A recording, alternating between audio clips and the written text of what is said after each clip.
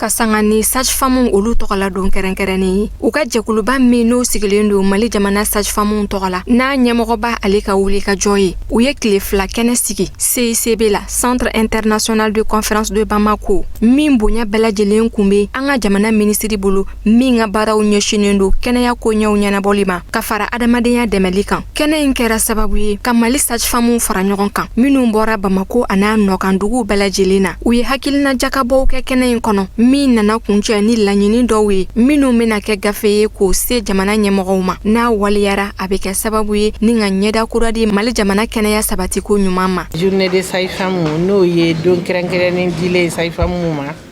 min b'a yira k'a fɔ sage-femme ye baara min kɛ diɲɛ kɔnɔ communauté internationale nana don kɛrɛnkɛrɛnnen de ta k'a da anw ma n'o ye 5 mai ni diɲɛ seleke naani sage-femme bɛɛ b'u ka fête ko la. Anw y'an ta kɛ bi a ma se ka kɛ mois de mai kɔnɔ mois de mai na min kɛra jamana in na a ma dogo mɔgɔ la donc an y'a ɲini bi an ye baara kɛ baara in kun cɛra bi ɲinɛya san 29nan ye an bɛ nin ɲɛnajɛ in kɛ donc sisan n'an y'a kɛ a kun cɛra kumaba min kɛra k'a da kan k'a fɔ n'i y'a jate minɛ sɛgɛsɛgɛli minnu bɛ kɛ kɛnɛya kan k'a yira k'a fɔ kɛnɛya bɛ degré min na Mali la n'o ka dɔgɔ o kɔfɛ k'a dɔn fana ko Mali kɛnɛya ka sɛgɛsɛgɛ k'a ɲɛ pour que den ni ba ani denyɛrɛninw ka kasara jiginniso kɔnɔ caman bɛ se ka b'o la cogo min ka da kan fana k'a fɔ sage-femme mɔni caman talen tɛ a ka dɔgɔn wa hakɛ min talen don olu tilalen tɛ a ɲɛma jamana bɛɛ kɔnɔ ka da ka fana k'a fɔ nafa min bɛ dun ka fa la den ni ba ka kasara la jiginni na nafa min b'o la o dɔgɔyali kan ka da kan fana k'a fɔ ko association des sages-femmes ye jɛkulu ye min jijalen don Mali kɔnɔ yan nɔ Mali politikiw ni o ye u ka baara ye mun bɛ kɛnɛya sabati surtout muso ni den ka kɛnɛya jija min bɛ association des sages-femmes la o baara kɔnɔ ni association des sages-femmes ka fête san 29nan tannan in ale ye laɲini dɔw kɛ n'a bɛ f'o ma ko recommandation fɔlɔ ye mun ye ko baara dɔ b'an bolo o baara in ni sage-femme mɔni minnu bɛ dugu la an yɛrɛ de y'a ɲɛɲini k'a fɔ an bɛ wuli ka taa denmisɛnnin minnu talen don baara la sisan ka t'u sɔrɔ u ka baarakɛyɔrɔw la k'a lajɛ u bɛ ka baara kɛ cogo min na baara in ni défaut misɛnnin minnu b'a la mɔni ninnu bɛ taa ka t'u dɛmɛ o baara la k'u kɛ k'o ɲɛ fo k'u se u ka sɔrɔ ka se ka musow ni denw ta a ɲɛ ma n'a bɛ f'o ma mentorat clinique an bɛ fɛ o ka kɛ baara ye o ka cɛri k'a kɛ ka ɲɛ Mali fan bɛɛ fɛ o ye laɲini fɔlɔ ye laɲini filanan an y'a ɲini k'a fɔ sage-femme caman ka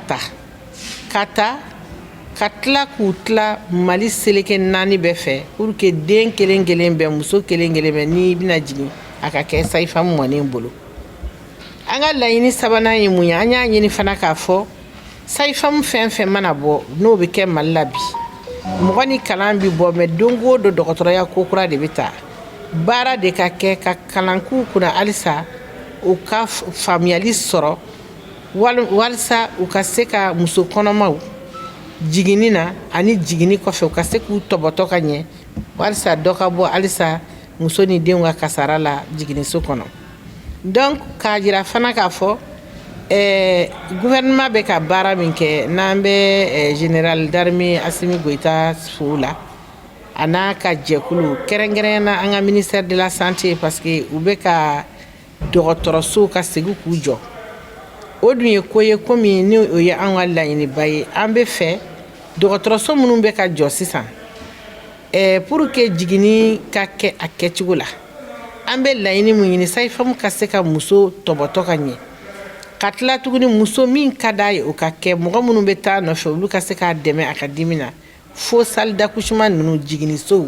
olu de ka dilan kura ye donc nin ye ko ye komi ni a ka d'anw ye an y'a ɲini u k'u jija ni salle d'accouchement bɛ kɛ u k'a kɛ ka bɛn o ma pour que musow bɛ se ka jigin hɛrɛ la dɔ ka se ka bɔ halisa jiginni kasara la an y'a ɲini fana an bɛ lajɛ in kɛ san o san a bɛ ɲini sayifamuw ka an y'a fɔ lajɛ in tɛ fɛti dɔrɔn ye an bɛ ɲɔgɔn retrouver mais kalan don ni sayifamuw nana u bɛ ɲɔgɔn ye kayikaw ye baara min k'u ka yɔrɔ la n'o sera k'olu dɛmɛ ka dɔ bɔ u ka kasaraw la olu bɛna o ɲɛfɔ o b'a to Tɔnbɔkutukaw b'o ta k'o kɛ donc an b'a fɔ o ma ko partage d'expérience donc o hukumu kɔnɔ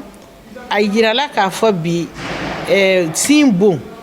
ani wolonugu bon o bɛ ka tiɲɛni kɛ fo k'a dama tɛmɛ pour que an ka se ka dɛmɛni k'o la an y'a ɲini région kelen kelen bɛɛ commune kelen kelen bɛɛ sayifamu n'an bɔra yan bi bɛɛ ka t'i cɛsiri sa k'u ka gafew ta kuma min bɛ o kɔnɔ n'o ye o bɛ se ka an dɛmɛ ka sɛgɛsɛgɛli kɛ k'a fɔ nin hakɛ in de bi yan a bɛ nin degré in de la an kan ka girin ka baara kɛ pour que dɔ ka bɔ a la walima ni nun ye nin baara in de k'u ka dugu la olu de y'u ta nɔgɔya sayifamu bɛɛ kan k'u collecte kɛ ka na n'o ye ni ala ye san wɛrɛ yira an na ka si ni kɛnɛya d'an bɛɛ ma bɛɛ ka n'i ta fɔ nin kɛnɛ in kan pour que Mali sayifamu bɛɛ ka kangari fɔ o ko la ayiwa an y'a yira k'a fɔ fana ko jiginni cogoya bi yɛlɛma parce que faut que muso de ka lafiya sayifamu ka lafiya muso somɔgɔw ka lafiya an b'a fɔ o ma ko humanisation des soins ka jiginni kɛ lafiya kɔnɔ n'i donna dɔgɔtɔrɔso la ka na dɔrɔn i kana siran k'a fɔ est ce que ne natɔ filɛ ni ne den bɛ segin o ye waleya ye association des sages-femmes bɛ fɛ k'o carin Mali seleke 4 bɛɛ la o dun tɛ kɛ fo sow de ka dilan ka bɛn ka an ma donc an bɛ fɛ k'a yira fana k'a fɔ bi na an b'a fɔ alhamdulilayi clinique privée caman bɛ sages-femmes bɛ ka baara kɛ yɔrɔ min na mais anw ni privée bolo bɛ ɲɔgɔn bolo a kɔnɔma suru ye mun ye association des sages-femmes privées kun bɛ yen ale bɛ comme anw ye association nationale a n'an tɛgɛ bɛ ɲɔgɔn bolo an n'u bɛɛ bɛ baara kɛ kɛnɛya privé ni kɛnɛya publique tɛ yen kɛnɛya bɛɛ ye kɛnɛya de ye o tuma na an bɛ fɛ halisa an ni olu ka an bolo di ɲɔgɔn ma mɔgɔ n'i bɛ kɛnɛyali ɲuman min sɔrɔ privé la i k'o de sɔrɔ publique la donc an bɛ fɛ k'o bolo di ɲɔgɔn ma fana ka fanga don o la ka taa kɔfɛ fana an nana ye k'a fɔ pour que an ka se ka sɛgɛsɛgɛliw kɛ ka jateminɛw kɛ gafew kɔnɔ sɛbɛnni minnu bɛ kɛ o ye n'an b'a fɔ o ma données an tɛ fɛ a ka dan minnu b'a sɛbɛn sayifamuw kan ka se ka o données ɲɛdɔn olu de b'a baara kɛ olu de b'a sɛbɛn o tuma na u kan ka se k'a bɛ don machine kɔnɔ cogo min k'o ɲɛdɔn donc an bɛ fɛ sayifamu bɛɛ k'o ɲɛdɔn k'o faamu pour que a ka se ka baara nɔgɔya an bolo ayiwa nin de sɔrɔla nin journée in na k'a kɛ an yɛrɛ fɛ ni nin kɔni bɛɛ sera ka bɔ a sira fɛ inshallah a b'a yira k'a fɔ nafaba kɛra journée in na parce que anw bɛ baara kɛ an ye société civile ye mais an bɛ gouvernement de dɛmɛ an bɛ ministère de la santé de dɛmɛ parce que mɔgɔ kelen fanga tɛ se n y'o de fɔ yan nɔ n ko den ni ba ka kasara jiginni salle kɔnɔ hali santé kelen ka baara tɛ ministère in bɛɛ ka baara b'a la ni bɛɛ y'i ta kɛ k'i bolo di ɲɔgɔn ma n'Ala sɔnna ma an bɛ ɲɛ sɔrɔ a la o tuma na anw kɔni n'Ala sɔnna anw y'an engagé an ni Mali sayifamu bɛɛ anw bɛna an seko kɛ a la walima an bɛ se ka nɔbɔ nin ko in na. Sage-femme kɔrɔba minnu n'olu yera kɛnɛ in kɔnɔ u ye hakilinajiginw kɛ kunun ka se bi ma cɛsiri min n'a kun bɛ sage-femmew na kɛnɛyasow kɔnɔ ni ka labana ka welewele kan kɛ ka ɲɛsin u kɔmɔgɔw ma cɛsiri ani jija ye i n'a fɔ olu yɛrɛ kun y'a kɛ cogo min na lawale la. N ye mɔgɔninfinya dɔn n y'a dɔn sage-femme tɛ manamanamɔgɔ ye n'i y'a ye sage-femme mɔgɔ bi boli nɔfɛ i ye baara ɲuman de kɛ n'i y'a ye bi dɔgɔtɔrɔso ɲuman na mɔgɔw b'a fɔ a' ye taa nin dɔgɔtɔrɔso in na jiginni n'i taara i tɛ sɛgɛn u b'u occuper la o y'a sɔrɔ i ye sage-femme ɲuman de ye mɔgɔ minnu b'i bolo fana infirmières i n'u ye baara kɛ ɲɔgɔn fɛ olu fana ɲɛna parce que muso kɔnɔma f'i k'a tɔpɔtɔ f'i k'a ladon f'i k'a nɛgɛ i ti pɛrɛ a kunna i bɛ kuma ɲumanw de f'a ye pour que a ka jiginni ka nɔgɔya a ma muso kɔnɔma man kan ka tɔɔrɔ i bolo surtout muso min n'a jigin tuma sera den wolo ani saya de kan kan den wolo ka gɛlɛn kojugu même ni den t'i bolo i ma deli ka den sɔrɔ i b'a dɔn den wolo ye min ye parce que mɔgɔ minnu bɛ den lamɔ olu b'a dɔn den lamɔ ka gɛlɛn ni den wolo ye donc ne b'a ɲini n denw n dɔgɔninw n terimusow u k'u jija u ka sage-famiya matarafa sage-famiya tulonkɛ ko tɛ parce que mɔgɔ fila nin de b'i bolo ba nin b'i bolo den nin b'i bolo n'i ma sage-famiya n'i ma muso dɛmɛ k'a lajigi ka ɲɛ a fɔlɔ ye min ye ni basi bɔnn'a kan ka caya n'i t'i ka baara dɔn muso bɛ taa basi fɛ ni muso fana kan ka opérer n'i m'a dɔn a kan ka opérer joona cogo min na n'i m'a bila ka taa ka référence kɛ ka taa n'a ye dɔgɔtɔrɔso la opération minnu bi kɛ yɔrɔ minnu na par exemple hôpital Gabriel Touré la Kati ou bien yɔrɔ wɛrɛ la centre de référence min opération bɛ kɛ parce que anw ka tile la centre de référence tun tɛ yen Gabriel Touré dɔrɔn de tun bɛ yen anw yɛrɛ de tun bɛ wari bɔ an kunna ka essence san k'a kɛ ambulance la écho tun t'an bolo foyi ni muso man kan ka jigin n'an y'a ye n'an y'an ka touche kɛ den bɛ na a bolo fɛ an b'a évacuer a bɛ taa a bɛ jigin n'a jiginna cɛ bɛ segin ka n'a fɔ an ye an ka baara tuma même ji tun t'an bolo tuma dɔw la courant tɛ yen an bɛ fitinɛ de mɛnɛ ou bien lampan ka accouchement kɛ an bɛ lampan sigi muso sen kɔrɔ k'an ka accouchement kɛ o y'a sɔrɔ an bɛ se ka accouchement 30 40 kɛ tile kelen kɔnɔ dibi la an b'o bɛɛ kɛ an tɛ dimi an ti contourner foyi la k'a fɔ an bɛ dimi muso kɔnɔman kɔrɔ ne yɛrɛ kɔni personnellement n tɛ se k'a kɛ n ma deli k'a kɛ o de la n bɛ barika da Ala ye n taara retraite la n taara yɔrɔ o yɔrɔ n tɔgɔ ɲuman bɛ mɔgɔw da même kɛnɛma ni n ye mɔgɔ dɔw ye u b'a fɔ n ye madame e delila ka ne lajigi Amdalayi maternité la dɛ e ne jigi yan dɛ n b'a fɔ ne a fɔ e yɛrɛ de don o bɛ sɔrɔ mun fɛ i ka baara ɲuman n'i t'i ka baara dɔn mɔgɔw tɛ n'i bara n'i t'i ka baara dɔn mɔgɔw tɛ n'i sɛgɛrɛ i y'a mɛn n'i y'a ye dɔgɔtɔrɔso bɛ diya o b'a sɔrɔ dɔgɔtɔrɔso musow ka ɲi de u bɛ baara ɲuman kɛ n'i tɛ baara ɲuman kɛ mɔgɔ tɛ gɛrɛ i la i tɔgɔ bɛ tiɲɛ yɔrɔ bɛɛ donc den wolo a ka gɛlɛn ni fɛn bɛɛ ye donc anw sage-femme an kan ka hinɛ de ni hinɛ t'an dusu la an man kan ka sage-fammeya kɛ sage-fammeya ka gɛlɛn a ka gɛlɛn ni fɛn bɛɛ ye parce que i b'i miiri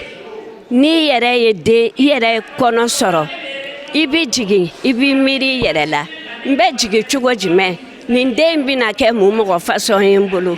n bɛ mun den fasɔn sɔrɔ i b'i miiri o bɛɛ la donc i kan k'i dɔgɔninw ladon olu fana kan ka jigin ka ɲɛ. J'ai travaillé dans différents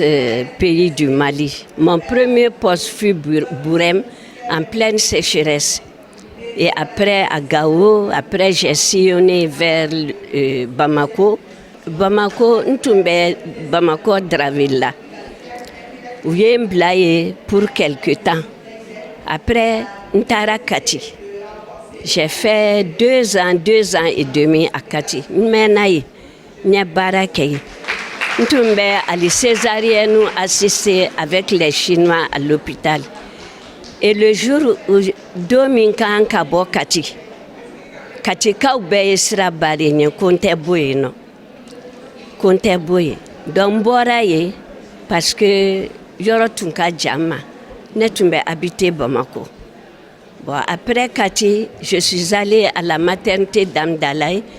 où j'ai travaillé. En taara Amdalayi maternité la, n ye baara kɛ avec Madame Robert, avec Madame Robert, la mère de Étienne, celle min bɛ Aldi clinique Aldi kunna n'a ba ye baara kɛ ale taalen retraite la an kɔrɔmuso kɔrɔba Ala ka hinɛ a la Mariam Kansayi n'o ye baara kɛ après ale taara retraite la Madame Traoré nana n'o ye baara kɛ olu bɛɛ kɔfɛ ne yɛrɛ u y'a demandé comme j'avais denmisɛnnin fitininw de tun bɛ n bolo tuma min bɛ baara la donc n y'a demandé ka taa PMI centrale la PMI centrale la n ye baara kɛ yen nɔ pendant 29 ans n ye n ka retraite ta yen n ko n bɛ bɔ yen u ma sɔn mais o tuma na an tun bɛ PMI mobile kɛ ne tun bɛ taa baara kɛ Samɛ n tun bɛ taa gendarmerie la Kana ka taa supervision kɛ sage-femme kunna n y'olu bɛɛ kɛ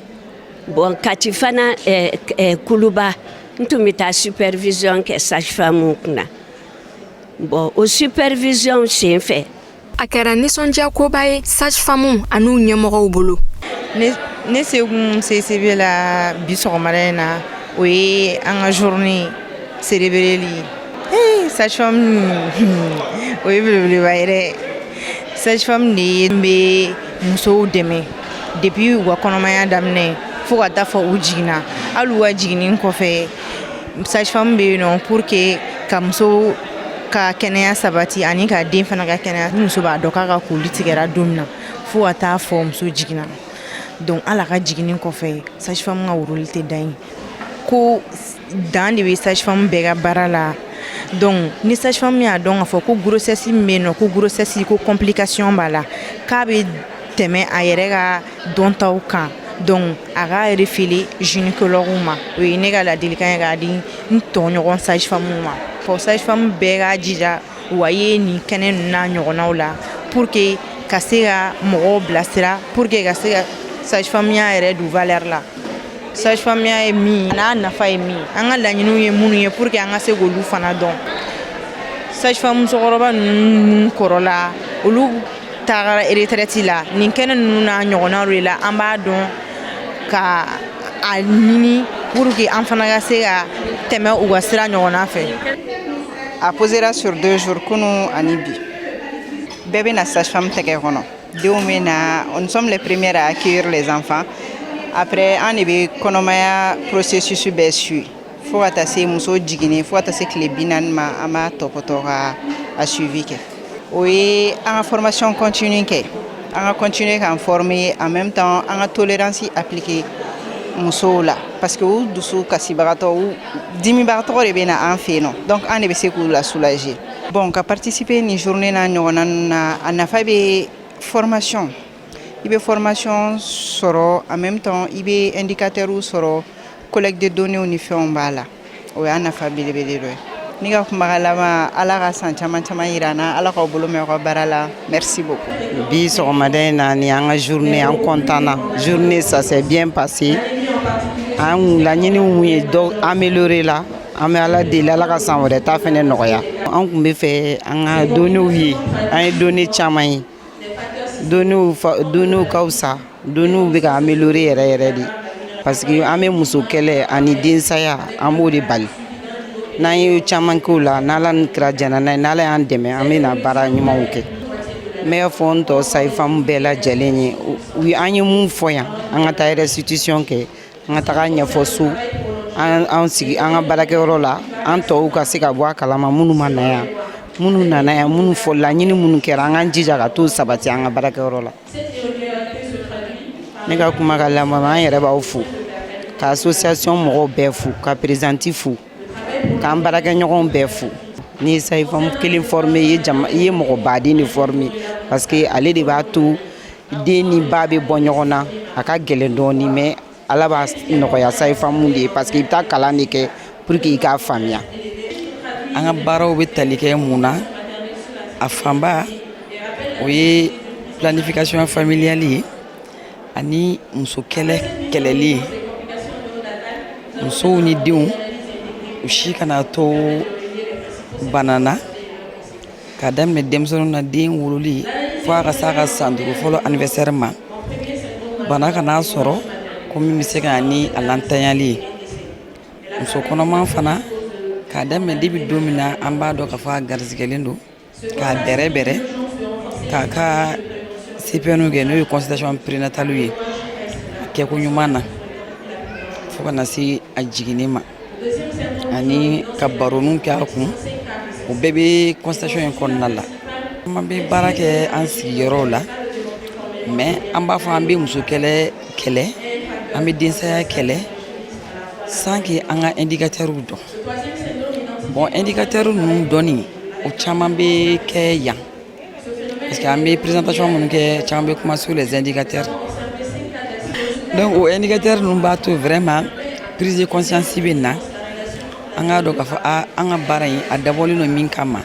an bɛ ka kun bɔ a la wa nafa b'a ka bɔ a la ou bien an tɛ ka nafa y'a la wa o de b'a to an bɛ se ka dɔ fara an ka kɛwalew kan walasa an ka laɲiniw bɛ se ka sabati cogoya min na sayifamu n'i y'a fɔ ko sayifamu dɔrɔn mɔgɔ miiriya bɛ taa fɛn fɔlɔ min na o ye muso kɔnɔma ye bon an ta ti da muso kɔnɔma dɔrɔn fana ma parce que musoya banamisɛnnin camanba bɛ yen infection ninnu ka ca ka se a kɔrɔdimi na fɛn misɛnnin caman b'a kɔnɔ fɛn fɛn tɔgɔ ye ko musoya yɛrɛ muso yɛrɛ ka appareil an tɛ gynécologue ye sa nka gynécologue bɛ min kɛ an fana b'an se kɛ a la o fɔlɔfɔlɔ ni banabaatɔ sera an ma an ka u kunbɛko ɲuman kɛ an kana fɔ karisa nin ye denmisɛnnin ye ou bien nin ye fantan ye nin ye waritigi ye nin ye lujuratɔ ye fɛn o fɛn mana na s'an ma an k'a bɛɛ bɛrɛbɛrɛ ka ɲa u nakun ye min ye u kana bɔ anw fɛ yen k'a sɔrɔ u ma nimisi wasa sɔrɔ a la o ka ca bɛɛ nakun tɛ kelen mais i nakun mana kɛ fɛn o fɛn ye anw sigilen don olu de kama an kan ka kunnafoni d'u ma kunnafoni min n'a bɛ u fana bilasira k'u ɲɛbɔ sira la u fana bɛ se ka u kɛrɛfɛ ɲɔgɔn fana ɲɛbɔ sira la k'a sɔrɔ hali a dɔw ma na se dɔgɔtɔrɔso taga ma an bɛ baara min na ko nɔgɔn tɛ ko nɔgɔn don ko nɔgɔn don min na n'i y'a kanu i b'a kɛ ko ɲuman kɛ a bila i kunna i bɛ muso kelen-kelenna fɛn fɛn sɔrɔ dɔgɔtɔrɔso la o a kɛra hali sɔkɔnɔ ye parce que dɔw bɛ se ka t'i nɔfɛ sɔkɔnɔ i k'a bila i kunna mako dɔ de y'u se i ma haju dɔ de y'u se i ma donc i k'a bila i kunna i ba don i den don i kɔrɔmuso don o la i b'a tigi minɛ ka ɲa ani minɛko ɲumanya bɛ kan i k'o k'a ye banabaatɔ ma bɔ banabaatɔ la an ka bɛɛ minɛ cogo kelen walasa bɛɛ bɛ se ka nimisi wasa sɔrɔ cogoya min na n'o kɛra o bɛ fanga d'an fana ma baara in kɔnɔ san kɔnɔ an bɛ baara mun kɛ sayifamuya baara mun kɛ jiginni b'o la peseli b'o la o musokɔnɔma joli de sara den joli sara awɔ an yɛrɛ filɛ o dɔ la nin sisan présentation de bɛ kɛ k'a dɔn région jumɛn ye nin sɔrɔ région ye fɛn mun ye mun sɔrɔ awɔ ok sayifamu jɔyɔrɔ ka bon kosɛbɛ bɛɛ b'o dɔn o Mali la sayifamu parce que sayifamu ye mɔgɔ ye mun b'a occupé musokɔnɔma ani ba la musokɔnɔma ni den yɔrɔ ma nɔgɔ den ni ba awɔ den ni ba bɛɛ b'a dɔn den ka ko ma nɔgɔ musokɔnɔma ko ma nɔgɔ awɔ ne kɔni fɛ jɔyɔrɔba de bɛ sayifamu na Mali la awɔ parce que sayifamu b'u janto den ani ba ne kɔni fɛ banabaatɔ bɛ bɔ so n'a ka dimi de ye ka taa dɔgɔtɔrɔso la ka taa an sɔrɔ yen ne kɔni fɛ n'an y'u kunbɛ ka ɲa n'an y'u kunbɛ ka ɲa kunbɛli fɔlɔ o bɛ caman bɔ dimi na n'i ye mɔgɔ kunbɛ ka ɲa i b'a sɔrɔ généralement mun b'a kan a b'a f'i ɲɛna awɔ mun b'a kan a b'a f'i ɲɛna n'a y'o f'i ɲɛna o la ne kɔni fɛ i bɛ se ka furakɛ ka ɲa awɔ mɔgɔ dimitɔ de bɛ s'an ma dɔgɔtɔrɔso la ni mɔgɔ dimitɔ ser'i ma i kan ka nisɔndiya k'a kunbɛ k'a bɛrɛbɛrɛ n'Ala sɔnn'a ma ne kɔni sera Segu kɔni ne jagoyalen don cikan mun fɔra ne bɛ taa fɔ Segu sayifamu ɲɛna awɔ an bɛ jɛ k'a lajɛ an bɛ se ka mun kɛ an b'o kɛ walasa ka den lakana ani ba n'Ala sɔnna ok ne kɔni bɛ cikan bila Mali sayifamu bɛɛ ma awɔ baara min b'an bolo ka kɛ baara mun don bɛɛ taa chance sɔrɔ ka baara kɛ ka i occuper muso kɔnɔma a n'a den na bɛɛ t'o sɔrɔ baara belebeleba de don baara min bonya ka kan n'an y'a kɛ bonya kɔnɔna ne b'a dɔn an bɛ kunnawolo caman sɔrɔ a la o cikan de bɛ ne bolo k'a fɔ Mali sayifamu bɛɛ na kunun ni bi kun y'an ka dugu kɛrɛnkɛrɛnnen a diyara an ye parce que u b'a yira k'a fɔ importance bɛ sayi famu na de fo ka don kɛrɛnkɛrɛnnenya k'o d'a ma fo don 2 pour que au moins an bɛ se ka na échange kɛ don cogo min na k'a daminɛ de Kidal jusqu'à Kayi a sayi famu bɛ représenté len don yan nɔ donc vraiment et puis an ka don kɛrɛnkɛrɛnnen na c'est parce que k'an bɛna rencontre dɔrɔn kɛ yan nɔ an bɛ fɛn caman k'a kɔnɔ an bɛ kalan k'a kɔnɔ an bɛ bɔ situation kalama tel que accouchement bɛ cogo di la répartition des sages-femmes en même temps denw ka fɛn bɛ cogo di jigini bɛ ka kɛ cogo di an bɛ o bɛɛ kalan kɔnɔ quoi vraiment a ka d'an ye kosɛbɛ kosɛbɛ an bɛ Ala deli san o san an ka se k'a kɛ a ka se ka continuer parce que ni ɲinɛ f'an ka 20e édition de n'i ye ko ko kɛ ɲuman b'a kɔnɔ gɛlɛya b'a kɔnɔ sinon a ɲuman ka ca ni a gɛlɛya ye ani banabagatɔw cɛ basi foyi t'an ni ɲɔgɔn cɛ u bɛ na u nakun an b'a ɲɛnabɔ bonya ni karama kɔnɔ yɛlɛ kɔnɔ basi foyi t'an ni ɲɔgɔn cɛ jɔyɔrɔ min bɛ sayi famu na o ye muso k'a daminɛ muso depuis i sera musoya ma parce que ni ko i sera musoya ma hakili b'a tɔ faamuya depuis i ser'o ma fo ka n'a kɛ i ye kɔnɔbara sɔrɔ kɔnɔbara kɔlɔsili jigini kɔfɛ kɔlɔsili den kɔlɔsili an b'o baara bɛɛ kɛ an ka sayi famuya kɔnɔ welewelekan min bɛ ne bolo ka se population ma halisa an b'a fɔ u ɲɛna muso depuis i donna musoya kɔnɔ ka kɔnɔ ta ka na se jigini ma ani den kɔfɛ kɔlɔsili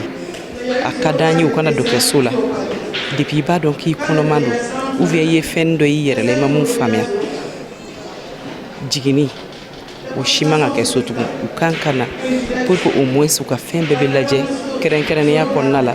ni kɔlɔlɔ bɛ ou bien ni fɛn tɛ yen pour que au moins an ka se ka fɛnw kunbɛn joona o de ka d'an ye kosɛbɛ bon n b'a fɔ halisa alhamdulillah donc an ka journée vraiment a ka d'an ye kosɛbɛ a ka d'an ye ni jamana ɲɛmɔgɔw sera k'an dɛmɛ a kɔnɔ halisa ka sayi famu dɔw recruter parce que tiɲɛ don u bɛ caman kɛla an ye mais halisa an mago b'u ka dɛmɛ la pour que au moins sayi famu caman bɛ se ka ta parce que n'i y'a jateminɛ togodaw la sayi famu ka dɔgɔ yen dɔɔni mais an mago b'u ka recrutement na halisa u ka mɔgɔw recruter pour que mɔgɔw bɛ se ka cari ka taa fan bɛɛ fɛ mɔgɔ bɛ fan bɛɛ fɛ dɛ mais c'est insuffisant wa hakili ba an ɲɛ b'a la fɛnɛ u bɛ ka caman kɛ mais an mago b'u ka dɛmɛ na halisa pour que au moins dɔ bɛ bɔ muso saya la ani den saya caman bɛ se ka b'u la cogo min na pour que jamana bɛ se ka yiriwa en même temps an bɛ dugawu kɛ fɛnɛ Ala ka jamana in kolo suma ya rabbi Ala ka ta fanga de a ɲɛmɔgɔw ma kɛnɛ in bonyana n'u ka ɲɛmɔgɔw ka hakilinajigiw ye min kɛra sababu ye k'u hakili jigi ani ka dɔ fara u ka faamuyaliw kan ka ɲɛsi u ka dongodo baarakɛtaw la kɛnɛyasow kɔnɔ donc n'an ko k'an ka kunkobaw ta kunko fɔlɔfɔlɔ min b'an da la bi o ye sumayabana ye sumayabana kɔlɔlɔ dɔ de b'ale nɔ kan ale bɛ joli dɛsɛ de d'i ma parce que ni pali min na a bɛ taa globule rouge min na k'a cɛfɛrɛn bon cɛfɛrɛnni in dɔrɔn tɛ kunko ye dɛ pali ka kojuguba bɛ kɛ placenta de kɔnɔ ba joli dɔrɔn tɛ dɛ parasitiw bɛ taa placenta de kɔnɔ n'u taara placenta kɔnɔ placenta bɛ ko mugu tamɛni de don k'a bila ba ni den cɛ pour que fɛn min man den ma o ka tɛmɛ o kana tɛmɛ ka taa den ma ka bɔ ba la donc ni pali taar'o kɔnɔ ba joli min bɛ yen ni placenta ka liliw bɛ sɔrɔ a kɔnɔ ka oxygène ni glucose fɛnw sama ka taa di den ma dɛ globule rouge ninnu bɛna nɔrɔ o de la wa u mana mugumuguya n'a bɛ ka mugu tamɛ kɛ tan tɛ k'aw bɛ mɔni bɔ n ko a ɲa bɛ geren tuma dɔ la f'aw bɛ taa ta k'a gosi k'a bɔ a la tiɲɛ tɛ yan bon a b'a kɛ ten yɛrɛ de placenta la pali bɛ nin de kɛ pali tɛ fɛn denni ye koyi kori kama sa prévention est un pilier de la préconception prénatale donc ni pali y'o kɛ ten a bɛ mun de kɛ ni joli tɛ se placenta yɔrɔ ma o placenta yɔrɔ bɛ geren bon a bɛ komi ni ye tuma dɔ la n y'a kɛ tan est ce que n bɛ fɔ ɲɛ sɔrɔ la ko ɲɔ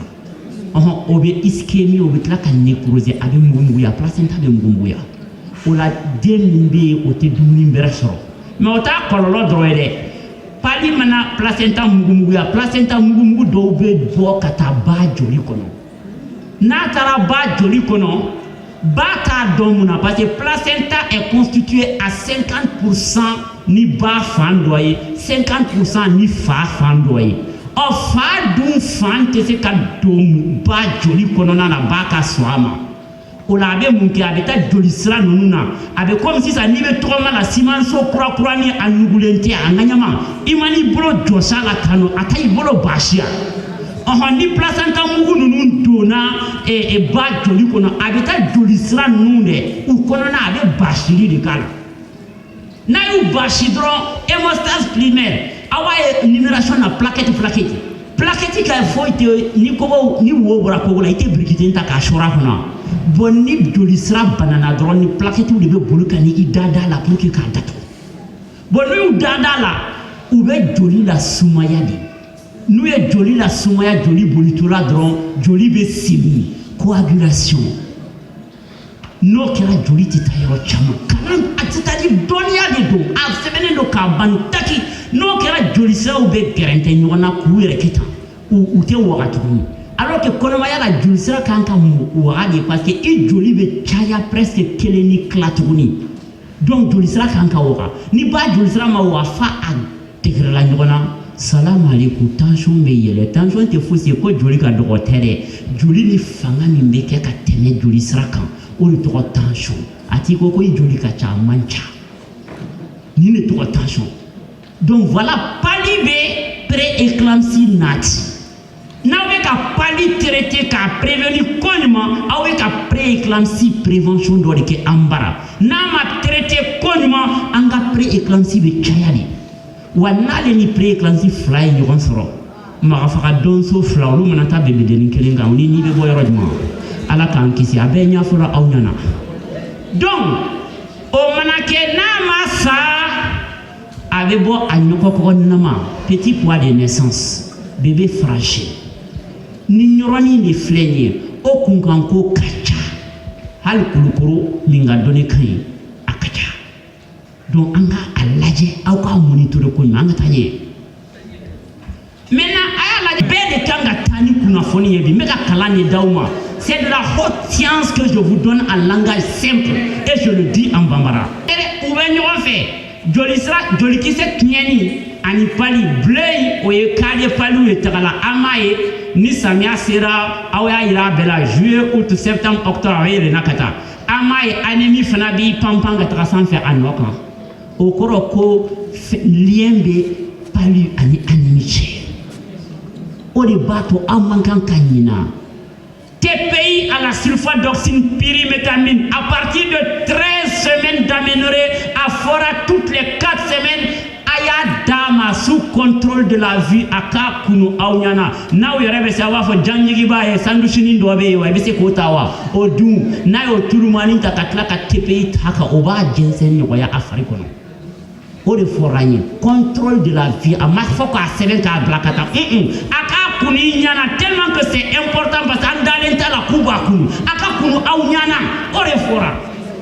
ka tila k'a f'a ye ko jolicɛya furakisɛnin kunu o de b'a to i den fana ka kɛnɛya bɛ kɛ wa den min n'a ma kɛ ɲɔgɔnkɔni a ka kɛnɛya bɛ kɛ o ye nankamaden de ye a galabu ka kɛnɛya hakili ka di n'o bɔra o bɛ sɔn ka jamana bɔ nɔgɔ la an b'an ka nakamaden caman to a bɛ sa an baw kɔnɔ nali an bɛ taga ɲɛ cogo di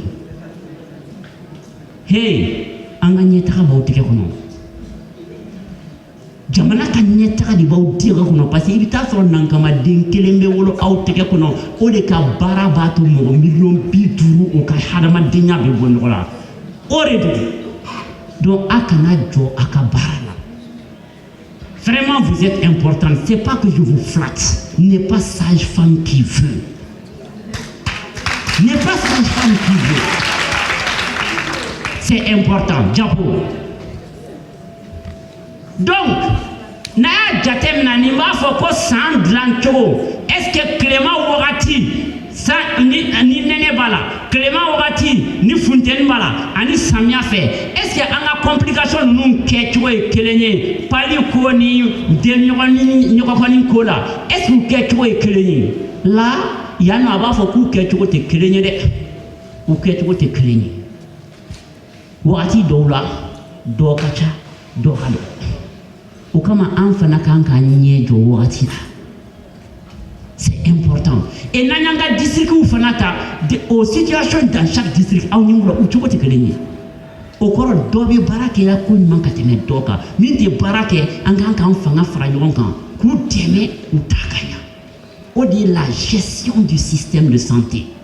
Normalement meka kawnyana chuko min donner la de. Na réunion de comité technique ou avec les ASAPO, les comités de gestion des centres de santé de référence. Akanga ke tani.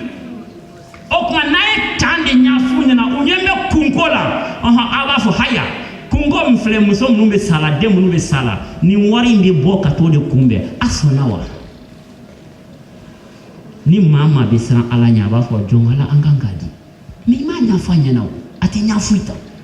abi nyafo tanwa bo okoro kauti kauka barake terenka kunma na utisi ka nyafo tan au ka comité de gestion na na utisi ka nyafota au association de santé communautaire ou ka réunion na okoro barate ka ke terrain ka parce que angoko les communautés sont responsables de la gestion des asako mais ils ne sont pas des agents de santé, ils ne connaissent pas les problèmes de santé publique a des kan ka don follow kalani donia la katla ka foué todun kana oda ke men ke bamananga parce que akanga ketande avec les asako akanga ketande avec les comités de gestion des centres de santé de référence akanga fo bamananga de la na fo tuba kana uta do te soro tirna ka do awa fo ko warti tukudi ni wari yere te kesu kono am be ka sigida dola alla ma anke ko ande ko taka da nyogo matani muna to bara uruka bebe de nyoko ko mancha au bara bebe de nyoko ko gacha amita sike sike ka jatemna anga mufali management du système de santé ninte medicine nyede ninye ka fode ambe ko la benke chuti tende do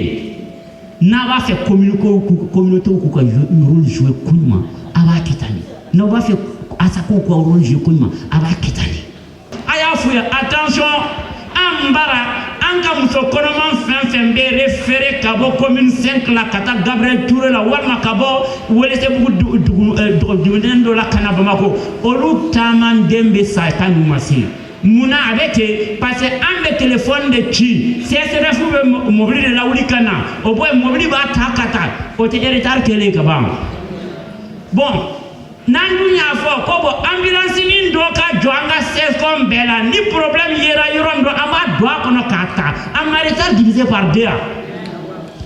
aba unyana kona uye ni mfota aba sigida dendo unyana kafuye ko bon anyembala ni muso hakende den sara munya kundoye parce que mobilité ambulancière la katikati nyuma yele maninka ke ambulancier ote ambolo jole anga seskonna ambe sefru de weli obe mo black na fara ko urgence ka fara ko ni ma fendo ke si sa be se kasa urgence ko yoni ni ma fendo ke si sa be se kasa bon amba fo ko me fenge sa be sa ambe mo de wele obe trajet bolika na tuguni ka trajet bolika seken tuguni e bismillah o dugute mali kono ni ye ni ko na so nyafo ni kana mota adugu kono uka dugude ndobe dugu ba kono ni ye ni nyafu nyina konyo o ba fa me fere beke mobili be to anka ses kon dala anga bona ba to na ye sesra fu wele dro ute mo blaka na tuguni aba do mobili kono abutanai amare tar de l'évacuation de yawa ati dobo dise ulawa. Bon, ça c'est un plaidoyer qui vous revient. On a limité la mafia au gouvernement côté. Nango kanga ni beta au ministère de Kananaï. Au ministère de Dunakono. Dans tous les pays du monde, la santé est un concept général. Communauté ou BDB investit par rapport à l'amélioration de la santé. John Messe pour convaincu qu'atema au janjigi muso nuka natara muso ka koyora ou va fode. Anga nyafo ni tara dankuni yoro ni konya yoro ni sai fam na wa ko mo unana